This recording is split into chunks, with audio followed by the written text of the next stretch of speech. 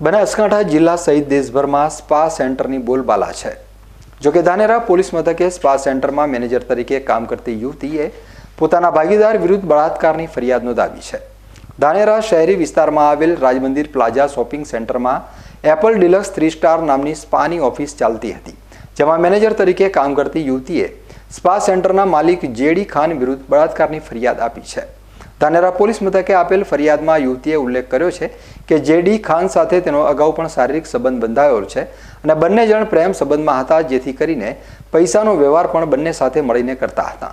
ફરિયાદમાં જણાવ્યા અનુસાર આરોપી જેડી ખાન યુવતીને થરાદ ખાતેના સ્પા સેન્ટરમાં ભાગીદાર રાખવાનો હતો। યુવતીએ 2,95,000 રૂપિયા પણ આરોપીને આપ્યા હતા। જોકે બંને વચ્ચે ભાગીદારી અને પૈસાની લેતી દેતી મામલે વિવાદ થયા બાદ આજે યુવતીએ ધાનેરા પોલીસ મથકે પોતાની મરજી વિરુદ્ધ આરોપી જેડી ખાનને શારીરિક સંબંધ બાંધ્યો હોવાની ફરિયાદ આપી છે।